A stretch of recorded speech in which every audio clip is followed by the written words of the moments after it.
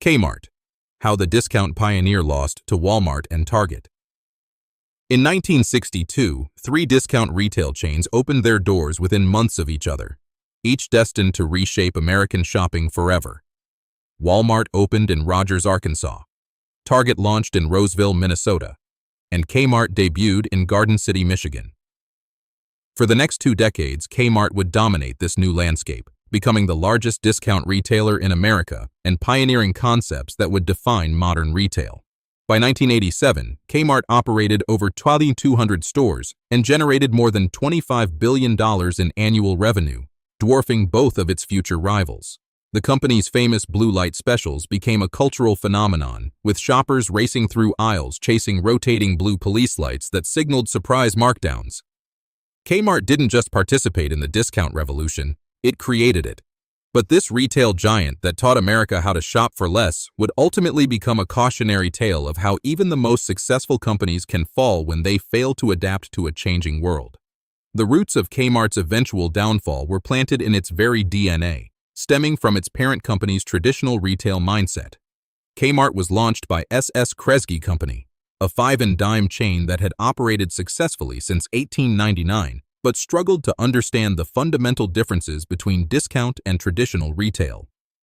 While Sebastian Kresge had built his fortune on small-format stores with limited selection, discount retail demanded massive warehouses, complex supply chains, and sophisticated inventory management systems.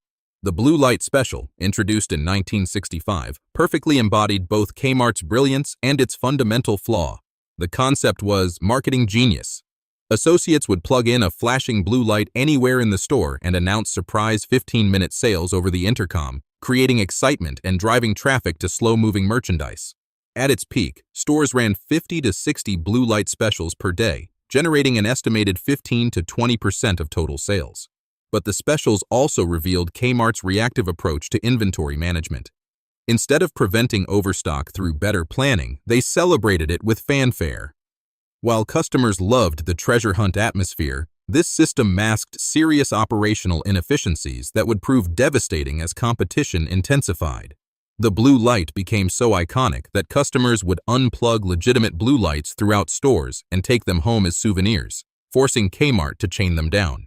Yet behind the spectacle, Walmart was quietly building the supply chain and information systems that would eventually make such reactive inventory management obsolete. Throughout the 1970s and early 1980s, Kmart's dominance seemed unshakable, but the company was already making strategic errors that would compound over decades. By 1976, Kmart had expanded to 1,206 stores and was opening new locations at a rate of 1 every 3 days, prioritizing speed over strategic placement. The company focused heavily on urban and suburban markets, often choosing prime real estate in established shopping centers where rents were high but foot traffic was guaranteed. This real estate strategy, while expensive, initially paid dividends as Kmart stores became anchor tenants in malls across America. However, the company's rapid expansion came at the cost of infrastructure investment. While Walmart was spending heavily on distribution centers, satellite communication systems, and computerized inventory tracking, Kmart was pouring money into new store openings and acquisitions. In 1977, Kmart acquired the Kresge variety store chain entirely, officially changing the corporate name to Kmart Corporation. The company also diversified aggressively, purchasing specialty retailers like Walden Books, Builders Square, Payless Drugstores, and Sports Authority. By the mid-1980s, Kmart operated over 3,500 stores under various banners, but this diversification strategy scattered management attention and resources across multiple retail formats.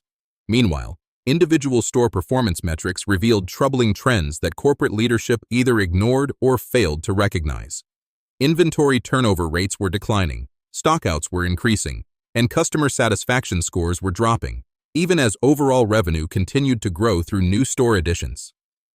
The technology gap between Kmart and its competitors began opening in the 1980s and would never close. While Walmart invested early and heavily in computerized point-of-sale systems, satellite communications, and electronic data interchange with suppliers, Kmart relied on manual inventory tracking and paper-based ordering systems well into the 1990s. Walmart's first satellite went up in 1987, enabling real-time communication between headquarters and every store, but Kmart stores were still calling in orders by phone and fax. This technological disparity had cascading effects throughout both organizations. Walmart could track sales data by item, by store, by hour, allowing for precise inventory management and rapid response to trends. Kmart managers often didn't know what was selling until they physically counted inventory, leading to chronic overstocking of slow-moving items and stockouts of popular products.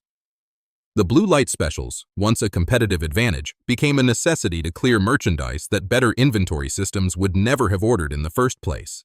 Walmart's superior logistics network meant they could restock shelves faster and more efficiently, keeping popular items available while minimizing carrying costs. By 1990, Walmart's inventory turned over 8.3 times per year compared to Kmart's 4.6 times, a massive efficiency advantage that translated directly to profit margins and pricing power. When Kmart finally began investing seriously in technology in the 1990s, they were trying to close a gap that had already become virtually insurmountable. The company spent over $4 billion on technology upgrades between 1993 and 2002, but much of this investment went toward patching outdated systems rather than building integrated solutions from the ground up. The 1990s brought new leadership and ambitious turnaround efforts, but also revealed how deeply entrenched Kmart's operational problems had become. Joseph Antonini, who became CEO in 1987, launched a massive modernization program that included store renovations, technology upgrades, and a renewed focus on apparel and home goods. The company spent $3.5 billion renovating stores, installing new fixtures, wider aisles, and brighter lighting to create a more upscale shopping environment. Kmart also made a bold move into exclusive merchandise, signing deals with celebrity designers like Martha Stewart and Jaclyn Smith to create private label collections that couldn't be found at Walmart or Target. The Martha Stewart Everyday line, launched in 1997, was particularly successful, generating over $1 billion in annual sales and attracting more affluent customers to Kmart stores. However, these initiatives couldn't overcome the fundamental structural problems that continued to plague the company. Despite spending hundreds of millions on new inventory systems, stockouts remained chronic and product assortment was inconsistent between stores. The company's distribution network, built piecemeal over decades, was inefficient and costly compared to Walmart's hub-and-spoke model. Labor productivity lagged significantly behind competitors, with Kmart requiring 8.5 employees per $1 million in sales compared to Walmart's 5.6 employees per million. Store-level execution remained poor, with merchandise presentation and customer service failing to match the upgraded store environments. Perhaps most critically, while Kmart was spending billions on renovation and celebrity partnerships, Walmart and Target were perfecting their core retail operations and expanding their market share relentlessly. Competition intensified dramatically in the late 1990s, as both Walmart and Target hit their stride with distinct but effective strategies that left Kmart squeezed in the middle. Walmart's everyday low-price strategy, supported by unmatched operational efficiency, made them the clear leader for price-conscious consumers. The company's revenue grew from $55 billion in 1993 to $165 billion in 2001 while maintaining profit margins that Kmart couldn't match. Target successfully positioned itself as cheap chic, offering designer collaborations and trendy merchandise at affordable prices, attracting younger, more fashion-conscious shoppers. Target's marketing campaigns were sophisticated and memorable, creating a brand identity that resonated with middle-class consumers who wanted style without luxury prices. Kmart found itself trapped between these two increasingly powerful competitors, unable to match Walmart's prices or Target's fashionable image. The company's attempts to compete on multiple fronts diluted its message and confused customers about what Kmart represented. Price comparisons consistently showed Kmart's prices higher than Walmart's, but without the design edge that justified Target's slightly higher prices. Store experience surveys ranked Kmart last among the three major discounters in categories like cleanliness, product availability, and checkout speed. The blue light specials, once Kmart's signature differentiator, began to feel dated and gimmicky compared to competitors' more sophisticated marketing approaches. Market share data told the story starkly. Between 1987 and 2001, Kmart's share of the discount retail market fell from 34.5% to 22.1%, while Walmart's share grew from 20.1% to 42.6%, and Target's increased from 11.2% to 16.8%. The new millennium brought financial crisis and desperate measures that would define Kmart's final chapter as an independent retailer. In 2000, the company reported its first annual loss in over a decade, losing $244 million as sales declined and expenses mounted. New CEO Charles Conaway, hired from CVS, launched an aggressive restructuring plan that included closing 72 stores, laying off 5,000 employees, and investing another $1.4 billion in technology and supply chain improvements. The company also made a controversial decision to match Walmart's prices on thousands of items, hoping to win back price-sensitive customers. However, this pricing strategy proved disastrous because Kmart lacked Walmart's cost structure to support such low margins. The company was losing money on many transactions, burning through cash reserves while failing to significantly increase customer traffic. Inventory management problems persisted and in some cases worsened, with stores simultaneously experiencing stockouts of basic items and overstock of slow-moving merchandise. Vendor relationships deteriorated as Kmart stretched payment terms and disputed invoices, leading some suppliers to demand cash on delivery or refuse to ship altogether. The company's debt load ballooned to over $5 billion as losses mounted and cash flow remained negative. Employee morale plummeted as layoffs continued and store conditions deteriorated due to deferred maintenance and reduced staffing levels. Customer satisfaction scores hit new lows, with shoppers complaining about empty shelves, long checkout lines, and generally poor store conditions. By late 2001, industry analysts were openly questioning whether Kmart could survive as vendors tightened credit terms and customers increasingly chose to shop elsewhere. January 22, 2002 marked the end of an era when Kmart filed for Chapter 11 bankruptcy protection, becoming the largest retailer in U.S. history to seek bankruptcy court protection at that time. The filing listed $17 billion in assets against $4.4 billion in debt. But the real problem was operational. The company was burning through $100 million in cash monthly, with no clear path to profitability. The bankruptcy allowed Kmart to close 284 underperforming stores immediately and reject unfavorable lease agreements, but it also triggered a crisis of confidence among customers, employees, and suppliers that would prove impossible to overcome. During the bankruptcy process, which lasted 2 years, Kmart continued operating under court protection while attempting to restructure operations and finances. The company brought in a new management team led by Julian Day, former head of logistics at Home Depot, who focused on improving supply chain efficiency and inventory management. Some progress was made.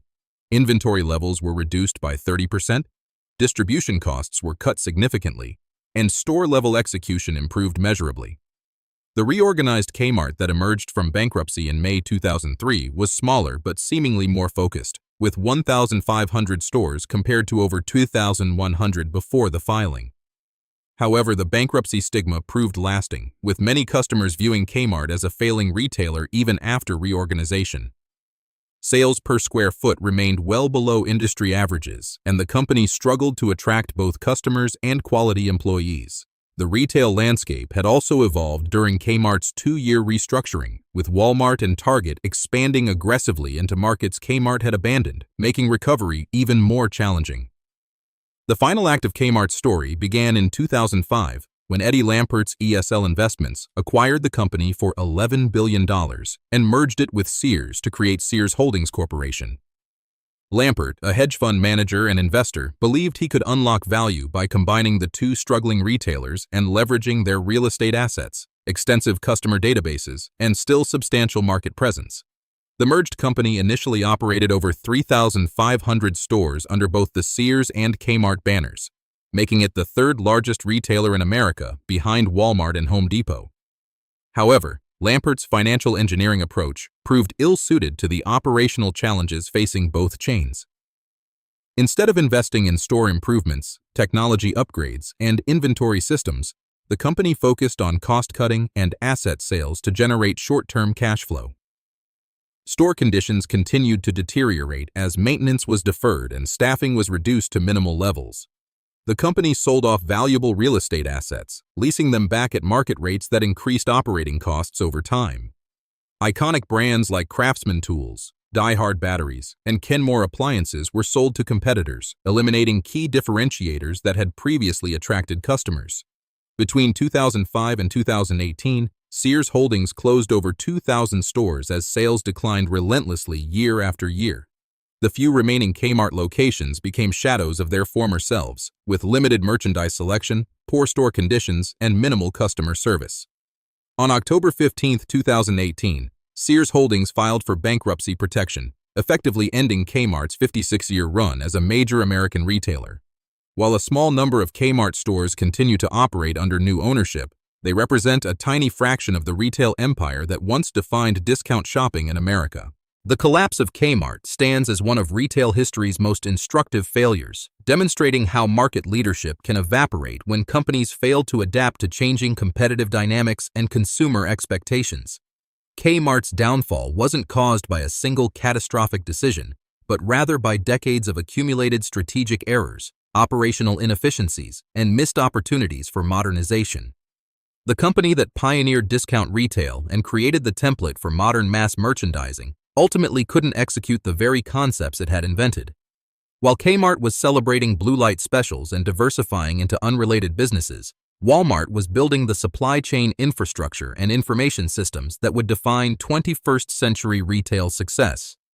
The technology gap that opened in the 1980s proved impossible to close, as Kmart's attempts to modernize were always reactive rather than proactive, expensive rather than strategic, and inadequate rather than transformational.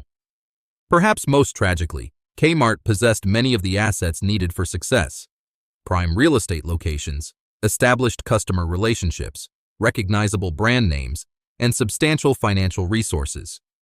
However, the company's inability to leverage these advantages operationally meant they became worthless in an increasingly competitive marketplace.